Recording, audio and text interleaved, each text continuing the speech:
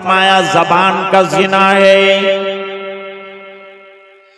आंखें भी जिना करती है, जबान भी जिना करती है, कान भी जिना करते हैं। बचाओ अपने आप को जिना की चीजों से, इस बिना पर के ऐसे लोग जो जिनाकार हैं अजाब उनसे बहुत ज्यादा करीब है।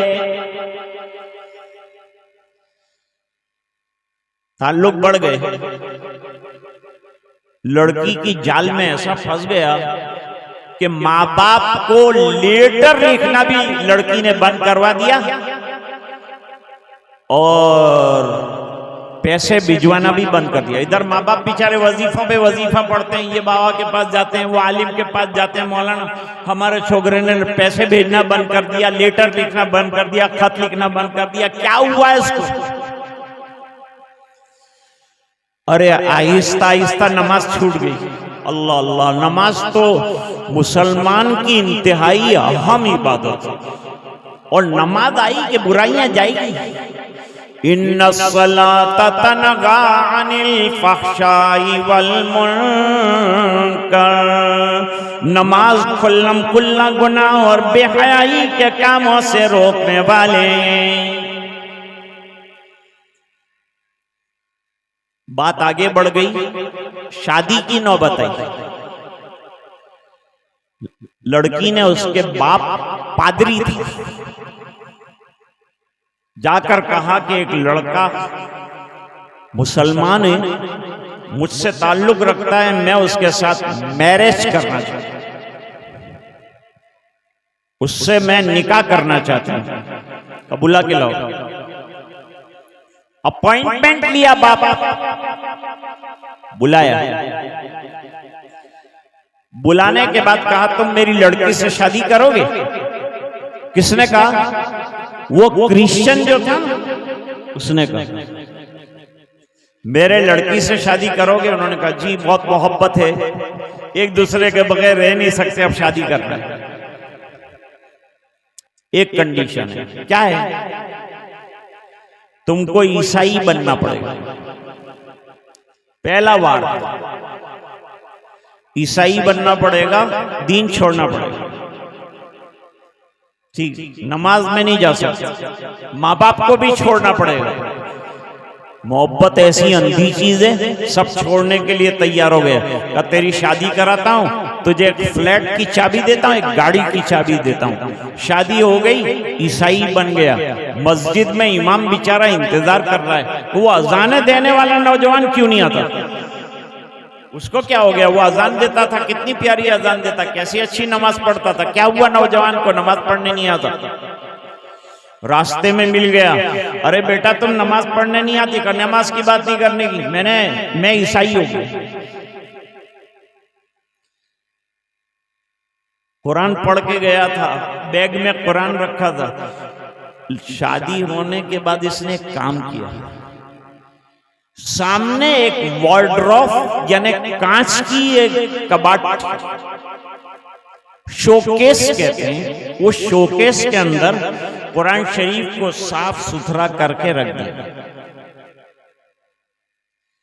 रोजाना ऑफिस से आता और कुरान शरीफ लेकर बैठ जाता, सीने से लगाता, चूमता, क्योंकि पढ़ने को ना कहा था लड़की ने और लड़की के बाप ने। कुरान को सीने से लगाता, फिर अलमारी के अंदर रख देता।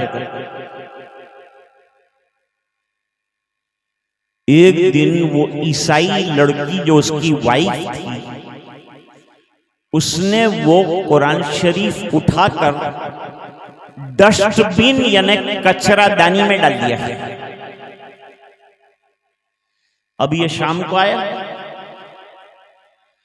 शाम को आया तो इसने देखा कि अलमारी में कुरान शरीफ नहीं है। बीवी से पूछा कि where is this book which was in the showcase? Showcase में कोई जो बुक थी वो कहां है? क्या? I threw it in the dustbin, मैंने इसको कचरादानी में डाल दिया।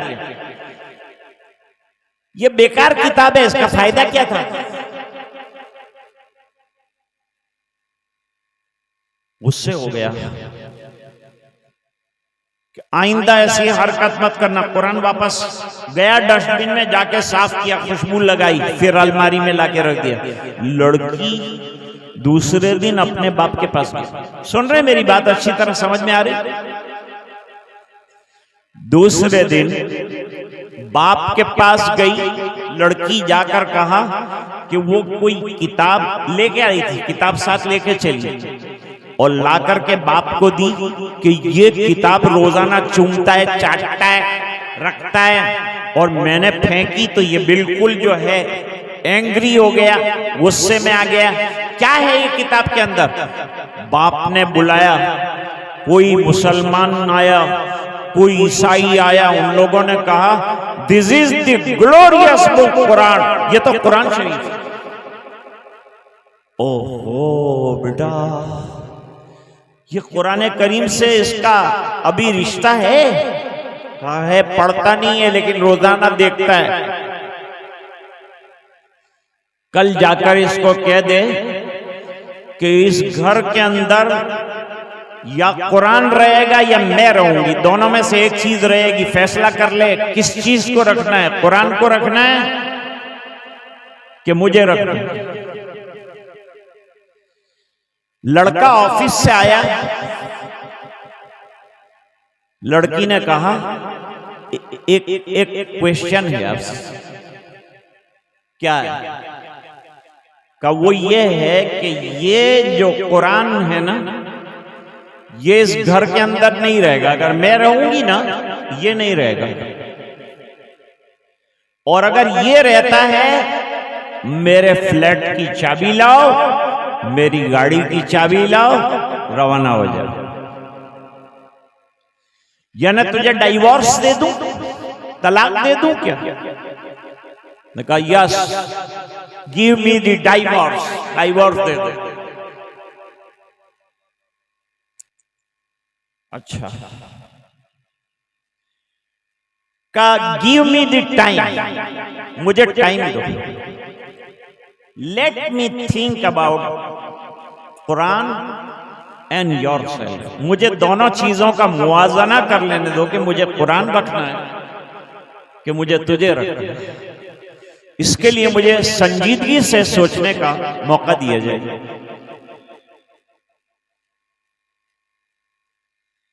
एक घंटे तक सोचने के बाद अलमारी से कुरान शरीफ निकाला, सीने से लगाया, रोया, खोल के पढ़ा, वुजू किया, तिलावत की। कुरान शरीफ अपनी इंडिया वाली बैग में दोबारा रख दिया। सुनना, और लड़की से उसके बेडरूम में जाकर कहा ये फ्लैट की चाबी, ये आपका डाइवोर्स, ये आपकी गाड़ी की चाबी, मैं और मेरा कुरान चले मस्जिद, सब छोड़ सकता हूं, लेकिन ये कुरान करीम से हल्के हल्के तार मेरे इश्क और मोहब्बत के जो जुड़े हुए थे, उसने आज रंग दिखाकर मुझे काफिर होने से बचाया है, और मुझे दोबारा ईमान की दौलत नसीब हुई। कुरान को चूमूंगा, तुझे छोड़ दूंगा। कहते हैं कि मस्जिद में गया, आधी रात को दरवाजा खटखटाया, इमाम ने दरवाजा खोला, वहां तो दरवाजे बंद होते हैं मस्जिदों के, बड़ी कीमती मस्जिदें होती हैं। दरवाजा खोला, आधी रात तहज्जुद पढ़ता रहा, अल्लाह के सामने गिड़गिड़ाता रहा, अल्लाह ये कुरान मेरे बाप ने ना दिया होता तो आज मैं भी ईसाई होता, लेकिन अल्लाह ने इस कुरान से निस्बत की वजह से मेरा ईमान बचा दिया, मुझे जन्नती बना दिया। मैं अर्ज ये करना चाहता था कि खाली कुरान चूमा और खाली कुरान करीम से मोहब्बत रखी तो अल्लाह ने उसका ईमान बचा दिया। तो जिनके सीनों में कुरान शरीफ उतर चुका होगा और जो रात दिन कुरान पढ़ रहे होंगे, और मेरे भाइयों और प्यारे बुजुर्गों और मुसलमानों, अगर जिंदगियों में कुरान अगर हमारे आया होगा तो ये दुनिया में भी कुरान बचा लेगा और वो दुनिया में भी कुरान बचा लेगा। कुरान बचाने वाली किताब है, दुनिया में भी हालात से बचाएगी और आखिरत में जन्नत में ले जाने वाली बेहतरीन किताब अगर है वो कुरान करीम है। मेरा वक्त खत्म हो रहा है, 12 बजे का वक्त मौलाना कमरुल हुदा साहब ने इनायत फरमाया था। एक ही पैगाम मैंने आज आपको दिया और वो पैगाम ये है कि अगर चाहते हो दुनिया में जिंदगी गुजारना ईमान के साथ तो कुरान को आम करो, कुरान करीम की तालीम को आम करो। लोग कहते हैं इतने मदरसे खोल के क्या करोगे? अरे शहर में दवाखानों का लाइन लगा हुआ है, कभी आपने दवाखाने पे एतराज नहीं किया, तो फिर ये रूहानी दवाखाने क्यों बंद हो जाएं? इनको ज्यादा से ज्यादा चलना चाहिए, इनको ज्यादा से ज्यादा चलना चाहिए, इनको ज्यादा से ज्यादा राइट। क्या ख्याल है आप हजरात का? पहली मर्तबा हाजिर हुआ हूं।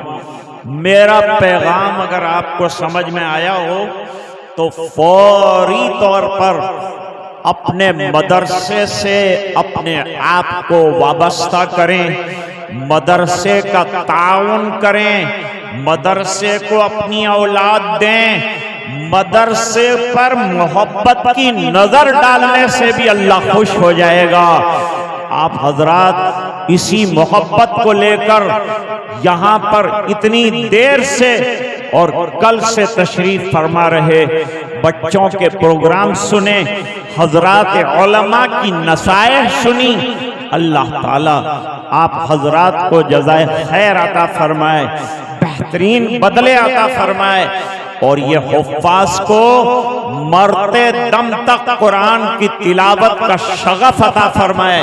कुरान याद करना आसान है, कुरान करीम को बाकी रखना असल काम है और उसके लिए कुरान का दौर बस जरूरी है। मैं इन बच्चों से अपील करूंगा कि अभी तो बहुत लंबी मंजिल तय करनी है, जिंदगी ऐसी गुजरे कि कब्र के किनारे पर आपको ले जाया जाए तो आपके सीने का कुरान कब्र को चमका के रख दे और नजात का जामीन बन जाए। इन्हीं गुजारिशात पर हजरत मौलाना को मुबारकबाद देते हुए, माँ बाप को मुबारकबाद देते हुए, इनके असातिज़ा को मुबारकबाद देते हुए, आज हजरत हाजी मोहम्मद फारूक साहब आपके इजलास के गवाह बनकर आए, इतनी दूर से आए और सिर्फ मदरसे की निस्बत से और कुरान की निस्बत से आए हैं। अल्लाह ताला इस निस्बत को कबूल फरमाए, बल्कि अल्लाह ने उनको अजीब व गरीब दादो दहिश का जज्बा जो उनके साथ सुबह से मैं रहा, मैंने सुना अल्लाह ने क्या दिल उनको अता फरमाया है। मैं समझता हूं इंशाअल्लाह बहिश्ती देव। पर्दा बड़ी अच्छी चीज है और मैं आपको बताऊं कि पर्दा हर जगह है। ये पिंडाल बंदा, इसमें चारों तरफ पर्दे मुझे नजर आ रहे। पर्दे को क्या बुरा कहते हैं, हर जगह पर्दे। और हवाई जहाज में आप जाएंगे ना तो फर्स्ट क्लास और इकोनॉमी क्लास के बीच में पर्दा होता है। ट्रेन में आप चले जाएंगे, ट्रेन में जो है सेकंड एसी का जो कंपार्टमेंट होता है उसके अंदर पर्दा होता है। जो दुनिया के बड़े बड़े मालदार मकान बनाते हैं वो बड़े ग्लास लगाते हैं और ग्लास के अंदर कर्टेन यानी पर्दे लगाते हैं। ये तो इन लोगों ने पर्दे को फैशन बनाया और मुसलमान पर्दे को छोड़ रहा है। औरतों को पर्दा सिखा और उनसे पर्दा करा और इनका लिबास ईमानी बनाओ और इनका दीनी लिबास बनाओ। याद रखो ये बात, कि दुनिया की औरतें लिबास पहनती है जिस्म दिखाने के लिए और मुसलमान औरत लिबास पहनती है जिस्म छुपाने के लिए।